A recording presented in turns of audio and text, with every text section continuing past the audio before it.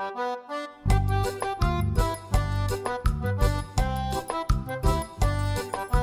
everyone, hope you're doing amazing today. We're doing really well, thank you. For those of you that don't know me, my name is Carolina Fonseca Jimenez.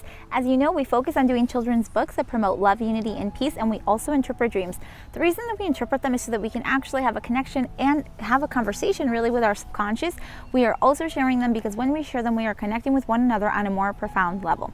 So okay guys, this video is going to be about a couple of things. The first thing is we want to talk about what it means when you're dreaming that someone, something is chasing you in your dream and you can't escape it. Okay, we're going to talk about that. And then after that though, please stay tuned because I'm going to talk to you about the next children's book that we're working on and a couple of new little items that I'm very excited to share with you. Okay, so just wait until the end for that. But all right guys, so this week, a lot of you have been sending me dreams where someone is chasing you, okay? A few of you said that an animal is chasing you. Some people say that it's another person that is chasing you. And then one of you in particular said that it's like a dark, cloudy energy that's chasing you, okay? Those are all fantastic dreams and they're beautiful. Thank you for sharing them first of all. Okay, but let's talk about this. Whenever you're dreaming that someone or something is chasing you, it really doesn't matter what it is to begin with, but we're always using our feelings to guide us, okay? And the ones of you that have shared these dreams, you're telling me very similar things. You're feeling anxious, you're feeling stressed, and you're feeling fearful, okay? You're feeling fearful of this thing that is chasing you. Okay, so whenever you're dreaming that, what the heck does it mean, okay? Whenever something is chasing you in your dream, okay, it feels like, yes, you're running, but this thing, I can't escape it. It keeps coming after me. What is going on? Okay, that feeling, you want to take that same feeling and reflect it, okay? Where in my daily life am I feeling this same energy? Where in my daily life am I feeling like someone is following me, like someone is after me, like I can't escape them, okay? When you do that, when you think about your waking situation, you are always going to find what your dream means, okay? Because your feelings are going to guide you in this, okay? So let's think about this. Let's say that you're at work and there's a particular individual that you work with, but for some reason, whenever you're with this person, you feel somewhat insecure. You feel like they kind of attack you on certain things, maybe verbally, whatever that may be. But either way, you feel this energy, okay? So this energy is bothering you so profoundly that it's appearing in your dream state, okay? That is exactly what's going on. So for example, let's take this one too. If you're with a loved one or with just a family member, you know, and you're having a disagreement with them and you feel like this person's constantly on your back and they're kind of annoying and they're kind of always following you, you're like, ugh, get away from me, but you don't do anything about it, that is the key, okay? It presents itself in your dream state. So guys, whenever these things present themselves in their dream state and they are uncomfortable, okay, first of all, just be thankful for the dream. Be thankful that you can remember the dream. Why? Because remember, this is just your subconscious saying, this is what's bothering us. This is what we have not dealt with yet. We have not resolved this yet. And that is why it's appearing in your dream state, okay? So for those of you that sent in those questions, think about it. Those situations that you can align with, that you know are a reflection of this dream here because the feelings align, have you done something about it? If there's somebody at work that, like I said, you feel that kind of disconnection with or you feel that disagreement with, have you talked to them about it? Have you tried to find a resolution for that? The answer is probably no, okay? The answer is probably no, and the reason for that is because it is still presenting itself in your dream state, okay? And if you have, it means that it still isn't resolved. You still have not connected with yourself and it isn't fully resolved, okay? So whenever you're having these dreams, I know it's very simple to be fearful of this dream and to not really want to deal with it, to just kind of push it aside. But on the contrary, it's actually a huge gift for you because it's letting you know that first of all, you can remember your dream. Second of all, you are so connected to it that you have these emotions with you. And then third, it's like we can actually use this information to reflect it outward and say, this is the situation that is coming up in my dream, okay? Now the next thing is, what am I going to do now that I know that this is the reason why I'm having the dream of being chased, of being followed, of all of that, okay?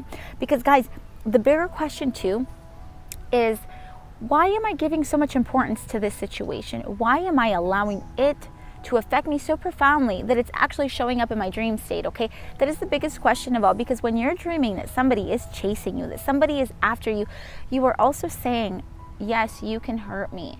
I am allowing you to do this to me. Why? Because it is your mind, it is your dream world, okay? And whether you like it or not, that is your subconscious, that is you coming up and saying this is what is still unresolved. But it's unresolved, why? Because we haven't done anything about it in our waking state. we haven't fully grasped what this is. We haven't fully grasped the resolution for this. So it's still showing up in our dream state. And basically you're just saying, yeah, you know, I'm allowing these people to do this to me. I'm giving power to these external forces. I'm giving so much power to these external forces that they are showing up in my dream state, okay? So this is a wonderful dream, and it's a wake-up call because it's letting you know I can do something about this, but now it's like, what am I going to do about it? Okay, that's the next step. And now there was one person in particular. You said that you, let's pretend your name's Sandra. Sandra said that it was a dark kind of cloudy energy that was following her. Okay, Sandra, from the description that you told me and from the fear that you said that you felt, what I connected with and what I felt as soon as I finished reading that was that it's a part of you, okay? That cloud and that negativity, that thing that you're seeing is simply some aspect, some part of you that you still have unresolved. You want to change a particular thing in your life, in yourself, but for whatever reason you haven't, and it's still kind of following you, and it's still kind of, I guess, bothering you so much that you've given it a figure now. It doesn't have a full person's figure, but it does have that cloudiness and that negativity and that darkness, and it's producing fear inside of you, okay? So the question is, what is it right now? What is it that's bothering you so much that maybe has been going on for years and you've been pushing deep down and you haven't been wanting to deal with it? What is that? Because whatever that is why this little weird cloudy figure is appearing in your dreams and causing you that fear. It's simply just saying, wake up, we still haven't dealt with this. We need to deal with this, okay? So Sandra, don't be afraid of that dream. I know that in your description of it, you said you were very fearful and you woke up and you thought like maybe it was a ghost, maybe it was this, maybe it was that. And you know what? I've had people say that, that they've seen ghosts in their waking life and all of that, and you know what, that may be it for you, but only you know it because you're the only one that experienced it, right? So if you connect with it on such a level, still though, you don't need to feel fear. You don't need to feel fear, because if you're feeling fear, it's just simply saying, I have given power to this external force, and I've given power to this thing that I am being fearful now because I'm giving you my power, okay? And that's not what we want to do here. We want to take our power back, because remember, only you can allow yourself to feel fear, okay? If you fill yourself with so much love, think about it. If you're interpreting this dream and you have love, peace, and unity within you, yes, that dream may cause fear in the moment, but when you wake up, you just say, thank you for this dream. Thank you, because I understand that this dream is going to help me better understand myself. Okay, think of it like that, and trust me, the little bits of fear that you feel are slowly going to fall to the sidelines. They're not going to be a thing that follows you anymore. And connect with yourself and find out, what is that thing that I want to change about myself? What is that thing that's still bothering me so profoundly that I don't want to acknowledge, okay? And maybe we can have a longer conversation about this, because it's really interesting whenever you talk to someone else about your dreams, and then you just kind of start asking questions and all of this, having a regular conversation, guess what? You end up telling me exactly what is going on. That is what always happens, okay? So what I find funny sometimes is sometimes people will call me and they're like, Carolina, can you help me with this dream? I'm like, sure. We start talking about it, I ask questions, and then you end up telling me what it means. Why? Because you are the only person that can truly interpret any dream for yourself, because you have your specific dream language. I have mine, and I can help guide you to find yours, okay? But only you will have your specific dream language, and that is the most beautiful thing about it, right? So again, this kind of shows how that connection between individuals can help both of us, really. Both of us understand this magical dream world. So, okay, guys, if you're dreaming that somebody is following you, that this energy is like just kind of after you, do not worry about it. Do not put any fear on it. Accept it with loving energy, and just think to yourself, what is this external thing that I'm giving so much power to that it's having fear over me, okay? And now that I know what it is, what am I going to do to resolve this? What am I going to do so that now my dreams will reflect my new state of love, unity, and peace? Okay, let's work on that this week, guys. And then, all right, let's get into the updates for the week. I'm so excited. There are a lot of updates. So, okay, let's start with the first one. As you know, we did our book of Lupita and the Magic of Mexico. That was a blessing. That was amazing. And now we're working on book number 2. And as you know, this is kind of like a series of Lupita. And this one is about Lupita and her magical dreams, okay? This book is going to be, again, for children. Look at this. My hair's a mess, but that's all right. It's going to be dedicated to children, but as always, we are going to deliver a message for the adults and for the family in general. And this book is going to help to understand, with a child's perspective, really, of the importance of dreams and dream symbols and us connecting with our subconscious, right? So it's going to be lovely. It's going to be amazing.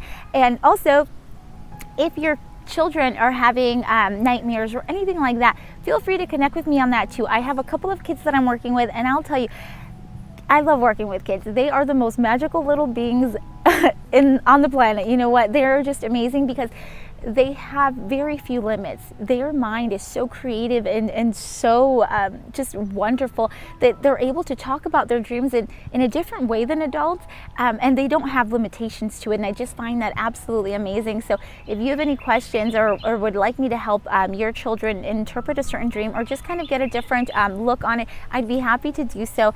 And so that's one part of it. But then the other part, guys, is, like, you know, I'm moving. So where I am moving to, I'm actually going to have like an office space.